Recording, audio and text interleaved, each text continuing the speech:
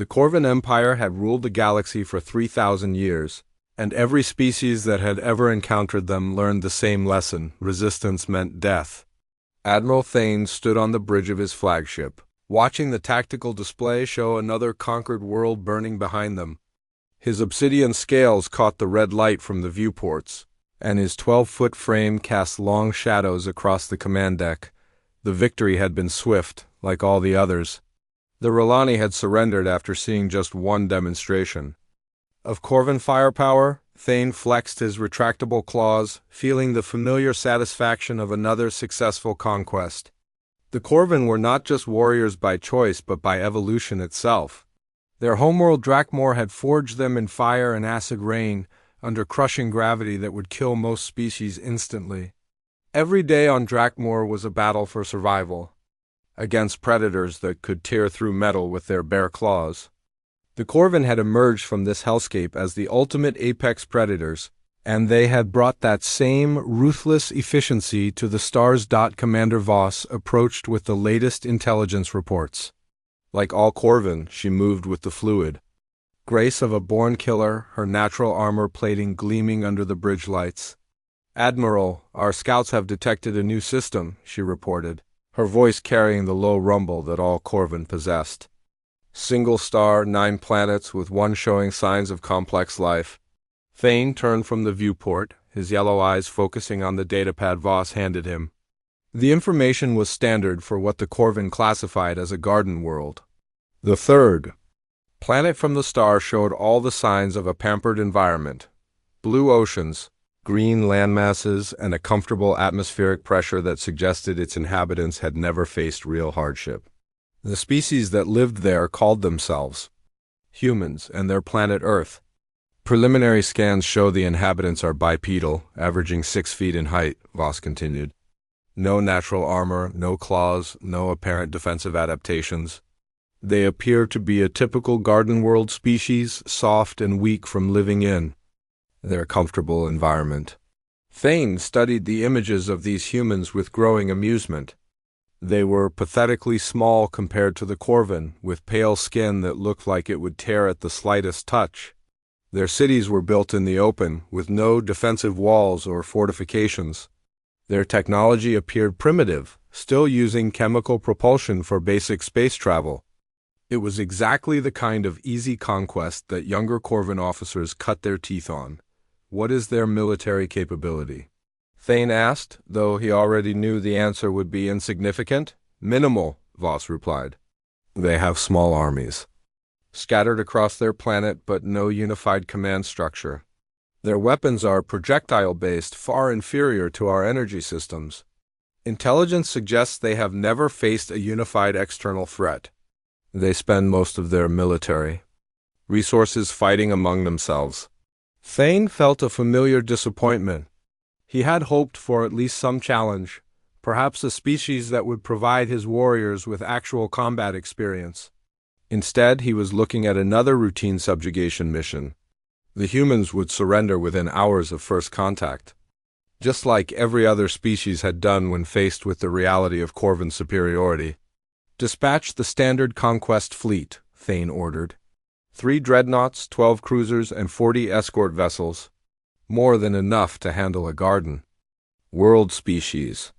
The Corvan High Command had perfected the art of conquest over millennia. They would arrive at the edge of the system, demonstrate their superior firepower, and give the inhabitants a simple choice: surrender and serve the Empire, or face complete extinction. No species had ever chosen extinction once they saw what Corvan weapons could do to their cities. As the fleet prepared to enter hyperspace, Thane reviewed the standard protocols. The humans would be given exactly 1 rotation of their planet to make their decision. If they chose to surrender, the strongest would be taken as slaves for the Empire's labor forces. The weak would be eliminated to prevent rebellion. It was a system that had worked perfectly for 3,000 years across 47 different species. The journey to the human system took 3 days. During that time, Thane studied everything the scouts had learned about Earth and its inhabitants. The humans seemed to have developed along predictable lines for a garden world species. They had art, music, and literature, all signs of a soft civilization that had never faced real hardship. They had developed technology slowly, taking thousands of years to achieve basic spaceflight. Most telling of all, they had no unified government, instead dividing themselves into hundreds of separate nations that constantly competed with each other. They are exactly what we expected, Voss commented as they reviewed the final intelligence reports. A divided species with no concept of real warfare. They fight small conflicts among themselves, but nothing that has prepared them for the reality of facing the Corvan Empire. Thane nodded, though he felt a trace of something that might have been regret. The galaxy had become too easy. Species after species had fallen before Corvan might without offering any real resistance. Sometimes he wondered if the Empire was growing soft from lack of real challenge. But then he looked at his warriors, each one a perfect killing machine forged in the fires of Drakmor, and he knew that the Corvan remained the apex predators of the galaxy when the fleet finally emerged from hyperspace at the edge of the human system. Thane felt the familiar thrill of a new conquest beginning. The humans would detect their arrival within hours, and then the real show would begin. He had seen the same pattern dozens of times. First came the desperate attempts at communication, then the pathetic offers of tribute, and finally the complete surrender when the aliens realized they had no choice but to submit or die. The tactical display showed Earth hanging in space like a blue-green jewel, completely unaware that its fate had just been sealed. Thane allowed himself a moment of satisfaction. By this time tomorrow, the humans would be just another entry in the Corvan Empire's long list of conquered species. The strongest would serve, the weak would be eliminated, and the galaxy would continue to tremble at the mention of Corvan might. He had no way of knowing that he was about to encounter the first species in 3,000 years that had been waiting for him to arrive. Captain Reed was drinking his third cup of coffee when the alarm started screaming across Deep Space Monitoring Station Alpha.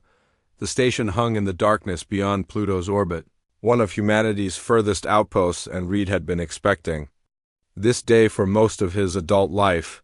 He set down his coffee cup with steady hands and walked to the main display, where the duty officer was already pulling up the sensor readings. Massive hyperspace signatures at the edge of the system, Lieutenant Brooks reported, her voice tight with controlled tension. Multiple contacts, estimated 60-plus vessels. Configuration unknown, but they're big. Reed studied the display, watching as the alien ships organized themselves into a perfect attack formation. After decades of preparation, first contact was finally happening, and it looked exactly like the war planners had predicted. The aliens had arrived in overwhelming force, clearly intending to intimidate humanity into immediate surrender. Send the flash message to Earth Command, Reed ordered. Code Phoenix. Tell them we have multiple hostile contacts entering the system and that they are organizing for attack posture. The message would reach Earth in just over 4 hours, but Reed knew the response would be immediate. Humanity had been preparing for this moment for over a century. Ever since their first radio telescopes had detected the pattern of systematic conquest moving through their section of the galaxy, the aliens always followed the same approach. Arrive with overwhelming force, demand immediate surrender, and then either enslave or eliminate the native population. The aliens' opening transmission came exactly as expected. The message was broadcast simultaneously to every major population center on Earth, and the translation was simple and direct. Surrender your world. You have one rotation to comply or face extinction. Reed listened to the transmission with grim satisfaction.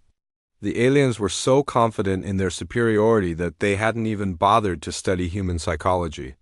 They expected panic, chaos, and immediate capitulation. Instead, they were about to witness something that no species in the galaxy had ever seen: humanity's response to an existential threat. On Earth, President Walsh stood in the Situation Room deep beneath the White House, surrounded by military leaders who had trained their entire lives for this moment. The room was calm, almost eerily, so as status reports flowed in from around the globe, every major city was reporting green lights across the board. The evacuation protocols were proceeding smoothly, with children and non-essential civilians moving to the deep bunkers that had been prepared generations ago. Global Defense Network is online, General Brooks reported. All orbital platforms are armed and ready. The fleet is moving to intercept positions. Walsh nodded, feeling the weight of history on her shoulders. She was 73 years old, and she had spent her entire political career preparing for this day. Her grandmother had been one of the first to advocate for the Phoenix Protocols, back when most people still believed that aliens would come in peace. 3 generations of careful preparation had led to this moment. "Send our response," Walsh ordered. The message that went back to the alien fleet was brief and delivered in Walsh's calm, steady voice. "We've been expecting you. Come and take it." Admiral Thane received the human response with complete bewilderment. In 3,000 years of conquest, no species had ever responded to a Corvan ultimatum with defiance. The humans should have been panicking. Their leaders should have been falling over themselves to negotiate terms of surrender. Instead, they had essentially declared war on the most powerful military force in the galaxy. "Perhaps they don't understand the situation," Commander Voss suggested. Garden world species are often slow to grasp the reality of superior force. Thane studied the tactical display, where his sensors were picking up unusual activity throughout the human system. Ships were moving, but not in the chaotic pattern of a panicked civilization. Instead, the humans appeared to be following some kind of predetermined plan, with vessels taking up positions that looked almost like defensive formations. "Show them what they're facing," Thane ordered. "Target an unpopulated area and demonstrate our firepower. Once they see what our weapons can do, they'll reconsider their position." The Corvan fleet moved into Earth's orbital space, their massive dreadnoughts casting shadows across the planet's surface. Thane selected a desert region that appeared to be completely empty, a perfect demonstration target that would show the humans the futility of resistance without causing unnecessary casualties. The Empire preferred to rule living subjects, not empty wastelands. The energy beam that lanced down from the lead dreadnought carried enough power to glass a continent. The desert exploded into a pillar of fire that could be seen from orbit, melting sand into glass and creating a crater that would remain visible for centuries. It was a demonstration of power that had never failed to break the spirit of any species that witnessed it. Thane waited for the human response, expecting immediate surrender. Instead, he watched in growing alarm as launch signatures began appearing across the planet's surface. Dozens of them, then hundreds, then thousands. The humans weren't surrendering. They were launching a counterattack. "Impossible," Voss breathed, watching the tactical display light up with incoming missiles. "Their technology is centuries behind ours. Those weapons shouldn't even be able to reach us."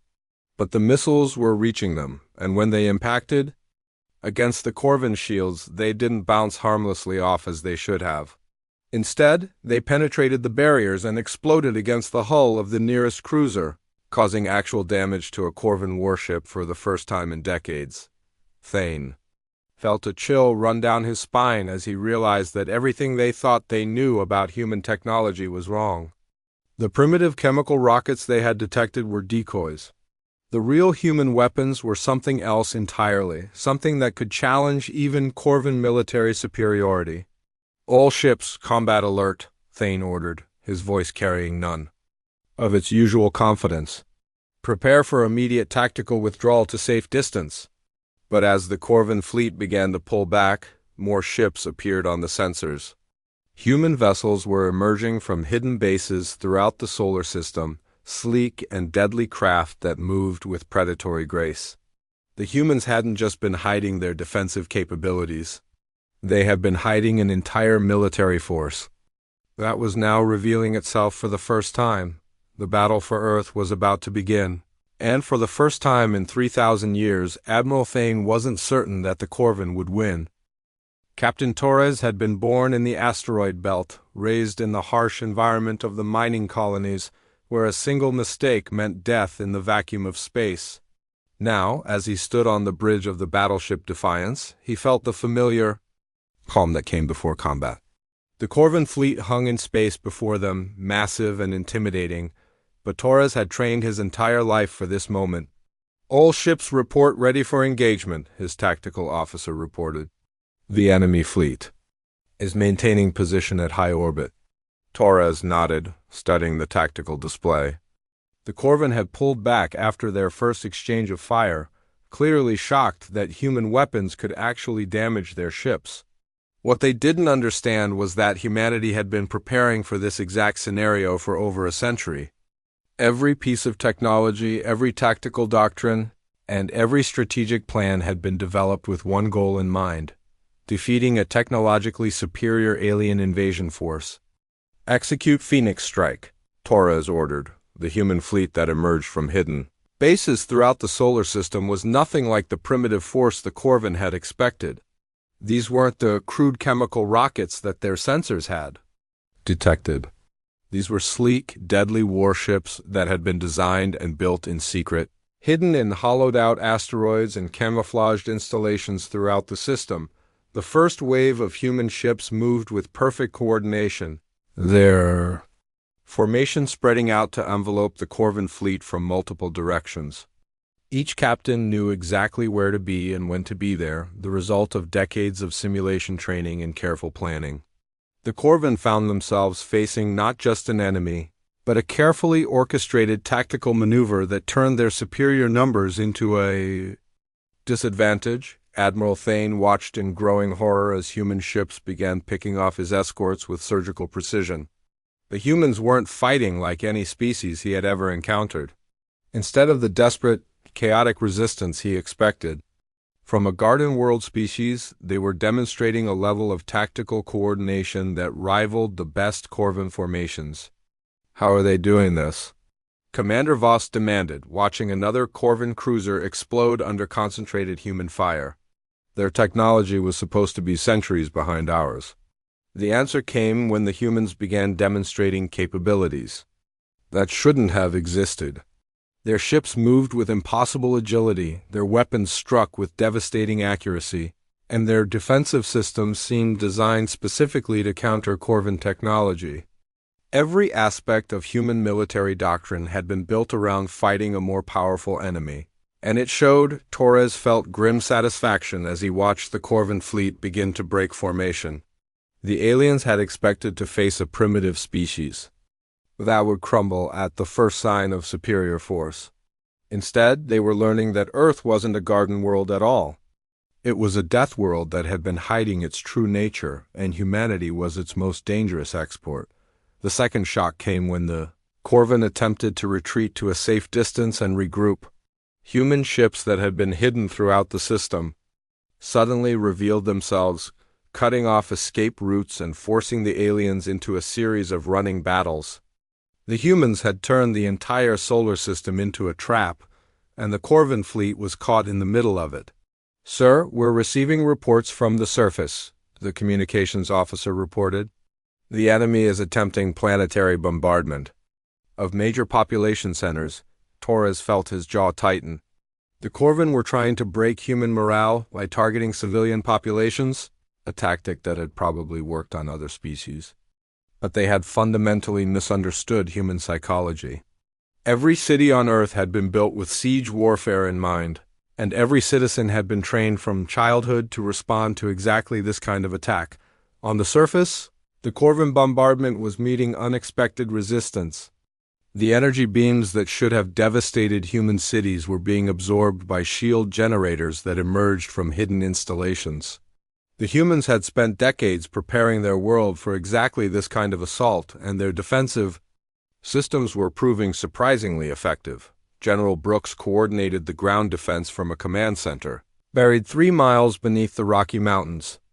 The facility had been built to survive anything short of a direct hit from a Starkiller weapon, and from here she could coordinate the defense of the entire planet. The tactical displays showed Corvin drop ships attempting to land at strategic points around the globe, but they were being met by defensive forces that seemed to appear from nowhere. "Enemy forces are landing at Grid 7, one of her officers reported. "Local defense units are moving to intercept." Brooks nodded, watching the display with professional interest. The Corvin ground forces were formidable, but they were about to learn that Earth's gravity gave human soldiers advantages they had never considered. The aliens were strong and well-armored, but they were also heavy and slow in Earth's gravitational field. Human soldiers, on the other hand, were faster and more agile than ever before. The Corvin warriors who landed in downtown New York expected to face panicked civilians and token resistance from primitive human military forces. Instead, they found themselves in the middle of a carefully prepared killing field. The humans had evacuated all non-combatants hours ago, leaving behind only military personnel who knew the terrain intimately and had been training for urban warfare their entire lives. The battle that followed was unlike anything in Corvin military history. The humans fought like ghosts, appearing from hidden positions to strike and then vanishing before the aliens could respond. Every building was a fortress, every street was a trap, and every human soldier seemed to know exactly where the enemy would be before they got there. Commander Voss led the ground assault personally, her natural armor deflecting human projectiles as she advanced through the city streets. But for every human position she overran, two more appeared behind her. The humans were fighting with a coordination that suggested they had been preparing for this exact battle for years. "They're not fighting like Garden World species," she reported to Admiral Thane. "They're fighting like they've been at war their entire lives." The truth was even more disturbing than Voss realized. The humans hadn't just been preparing for war. They had been preparing for this specific war against this specific enemy using intelligence gathered over decades of careful observation. They knew Corvin tactics, Corvin technology, and Corvin psychology better than most Corvin knew themselves. As the battle raged across Earth's surface and throughout the solar system, Admiral Thane began to understand that he had made a fundamental miscalculation. The humans weren't a Garden World species at all. They were the product of a Deathworld that had been deliberately concealing its true nature. Every aspect of their civilization had been shaped by conflict and competition, and they had spent generations preparing for exactly this moment. The final revelation came when human forces began demonstrating adaptive capabilities that bordered on the impossible. They studied captured Corvin weapons mid-battle, reverse-engineered alien technology in real time, and deployed countermeasures that shouldn't have been possible with their supposed technological base. The humans weren't just fighting back. They were learning from every encounter and becoming more dangerous with each passing hour. Thane realized with growing horror that he wasn't facing a primitive species that could be easily conquered. He was facing a species that had been deliberately hiding its capabilities, waiting for the right moment to reveal what they truly were. The humans had turned deception into an art form, and they had been practicing it for over a century. The Corvin Empire had finally met its match, and the galaxy was about to learn that the strongest Deathworld species wasn't always the one with the biggest claws. Sometimes it was the one that had learned to hide its true nature until the moment of truth arrived.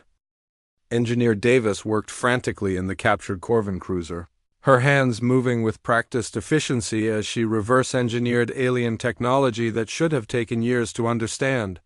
Around her, the engineering team worked with the same desperate intensity, knowing that every minute they saved could mean the difference between victory and extinction for their species.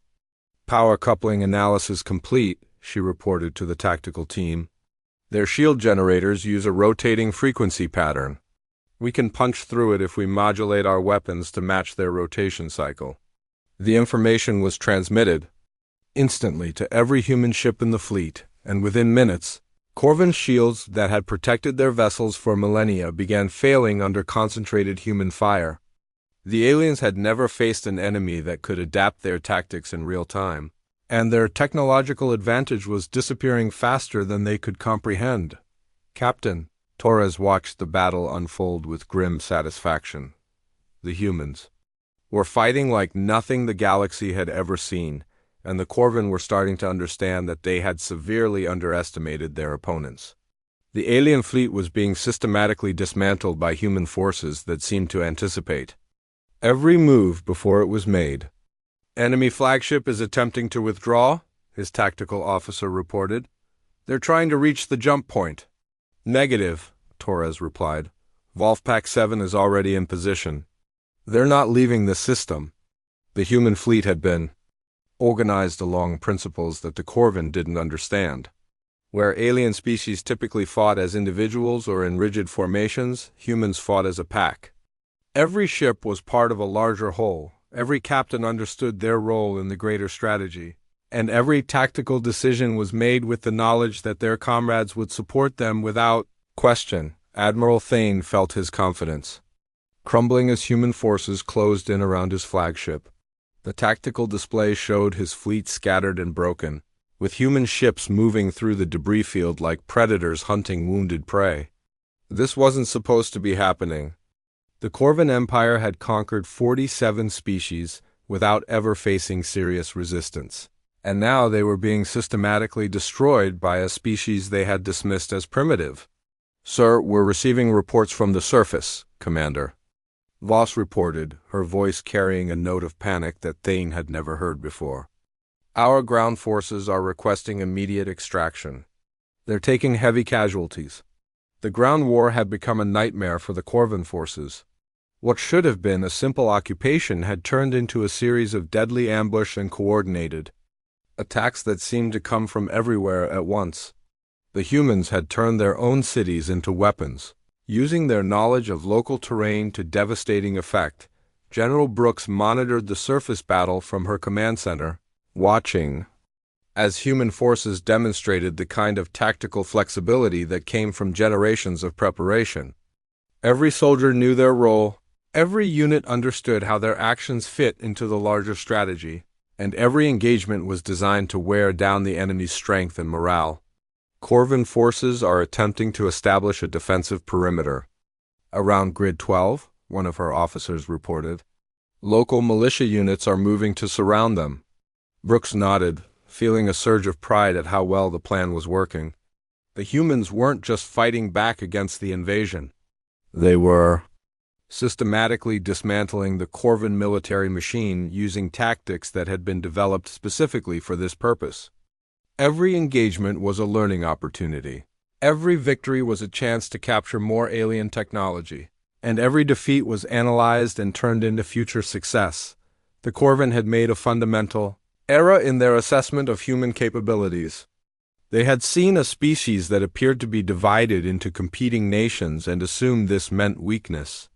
In reality, the humans had used their competitive nature to drive innovation and tactical development. Every human military had been testing their strategies against other human forces for centuries, creating a level of tactical sophistication that no other species had achieved. Engineer Davis completed her analysis of the captured Corvin weapons systems and transmitted the data to the manufacturing centers hidden throughout the solar system. Within hours, human forces were deploying weapons that used alien technology but were adapted to human tactical doctrine. The humans weren't just copying Corvin technology, they were improving it. The humans are using our own weapons against U.S., Voss reported, watching in horror as human ships began deploying energy weapons that looked suspiciously similar to Corvin designs. How are they doing this so quickly? The answer was that humanity had spent over a century preparing for exactly this scenario. Every aspect of human technology had been designed with adaptability in mind, and their manufacturing systems could rapidly produce new weapons based on captured alien technology. The humans had turned reverse engineering into an art form, and they were using it to devastating effect. Captain Torres felt the tide of battle turning decisively in humanity's favor. The Corvin fleet was breaking apart under concentrated human fire, and the survivors were beginning to flee toward the edge of the system. But the humans had planned for this as well, and hidden forces were already moving to cut off the alien retreat. Sir, we're receiving a transmission from the enemy flagship, his communications officer reported. They're requesting terms for surrender. Torres felt a moment of savage satisfaction. The Corvin had come to Earth expecting an easy conquest, and instead they had found themselves facing a species that had been waiting for them to arrive. The humans had turned the entire solar system into a trap, and the aliens had walked right into it. "Tell them we'll consider their surrender," Torres replied. "But first they need to understand exactly what they're dealing with." The message that went back to Admiral Thane was simple and direct. "You came here to conquer us. Now you're going to learn why that was a mistake." The wreckage of the Corvin dreadnought drifted in space like a monument to failed conquest, its hull torn open by human weapons that had proven far more effective than anyone had expected. Inside the shattered vessel, Admiral Thane stood in what had once been the ship's main hangar. Facing the human who had accepted his challenge to single combat, Commander Stone was everything Thane had expected from a Garden World species. Small, soft-looking, and apparently defenseless. The human stood barely 6 feet tall, less than half Thane's height, with pale skin that looked like it would tear at the slightest touch. He carried no natural weapons, no claws or fangs, and his body showed none of the adaptive features that marked a true predator species. "You requested single combat," Stone said, his voice calm and steady despite facing a warrior who could literally tear him apart with bare hands.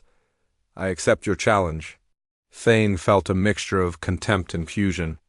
The humans had proven surprisingly capable in fleet combat, but surely they understood that individual combat was where Corvin's superiority would be most evident.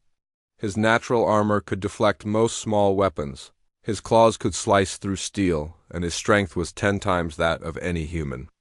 "This should be over in seconds." "You have fought well," Thane admitted, extending his claws to their full length. "But this ends now. Your species may have surprised us, but you cannot match a Corvin warrior in personal combat." Stone studied his opponent with the same analytical gaze that had made human military doctrine so effective. He saw the natural armor, the retractable claws, the massive size and obvious strength. Everything about the Corvin was designed for direct confrontation, overwhelming force applied with brutal efficiency. It was exactly what he had expected. "That's where you're wrong," Stone replied, reaching for what looked like a simple metal pipe from the wreckage around them. "You still don't understand what makes us dangerous." The fight that followed was like nothing Admiral Thane had ever experienced. He had expected the human to try to run, to hide, to avoid direct confrontation, until he could be hunted down and killed. Instead, Stone moved with the fluid grace of a born fighter, using the environment around them as a weapon. Where Thane relied on overwhelming force, Stone used precision and timing. Where the Corvin admiral tried to dominate through strength, the human commander turned every attack into an opportunity for counterattack. The metal pipe in Stone's hands became a lever, a club, a shield, and a dozen other tools as he turned the battlefield itself into his ally. Thane's first swing should have taken Stone's head off, but the human wasn't there when the claws arrived. Instead, Stone was behind him, using the improvised weapon to strike at the joints in the Corvin's natural armor. The attack shouldn't have done any damage, but somehow it found the weak points that no enemy had ever exploited before. "Impossible," Thane snarled, spinning around to face his opponent. "You're too slow, too weak." But Stone wasn't fighting like a weak species. He was fighting like a predator that had learned to hunt prey much larger and stronger than himself. Every move was calculated, every strike was precisely aimed, and every defensive action was designed to set up the next attack. The human was turning the Corvin's own strength against him, using Thane's size and power as disadvantages rather than advantages. The battle raged through the wrecked hangar, with Stone using the debris and wreckage to create advantages that shouldn't have existed. He turned fallen beams into barriers, used scattered equipment as weapons, and constantly changed the terms of engagement to prevent Thane from bringing his superior physical capabilities to bear. "You fight like a scavenger?" Thane accused, his breathing becoming labored as the fight continued longer than any personal combat he had ever experienced. "Like a creature that feeds on the kills of others." Stone smiled grimly, dodging another powerful swipe and responding with a strike that found another weak point in the Corvin's armor. "You still don't get it. We're not scavengers, we're hunters. And you're not the apex predator here." The revelation came slowly as Thane began to understand that he was facing something fundamentally different from every other species the Corvin had encountered. The humans weren't trying to match Corvin's strength with strength. They were using their own advantages, adaptability, creativity, and the ability to turn any situation to their benefit. Stone fought with weapons that weren't weapons, using tactics that weren't tactics, and turning the entire environment into an extension of his own capabilities. He was demonstrating the same principles that had made human military doctrine so effective: the ability to adapt, to improvise, and to find advantages. Where none should exist, the end came when Thane, exhausted and wounded, made one final desperate attack. Stone moved aside at the last second, using the Corvin's own momentum to send him crashing into a piece of wreckage.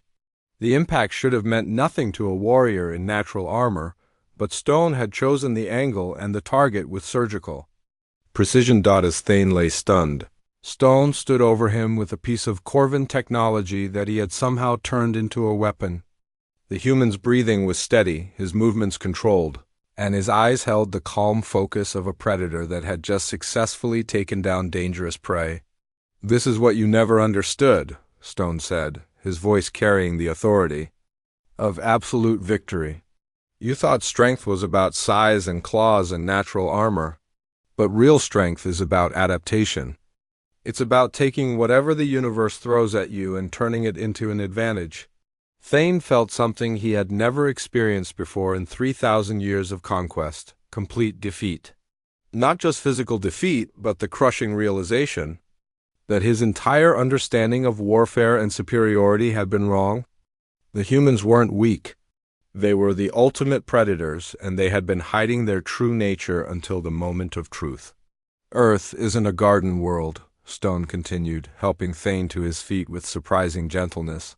"It's a death world that taught us to survive anything. Every disaster, every challenge, every threat has just made us stronger. And now you've given us the greatest gift of all, proof that we can face anything the galaxy throws at us." The surviving Corvin forces were allowed to leave the solar system, but not before transmitting a galaxy-wide warning: avoid the third planet of the Sol system. The humans are not prey. They are the hunters. As the last Corvin ship disappeared into hyperspace, humanity began its true expansion into the galaxy, not as conquerors but as the species that had proven they could face the strongest Deathworld species and emerge victorious. The galaxy would never be the same because it now knew that the most dangerous predators weren't always the ones with the biggest claws.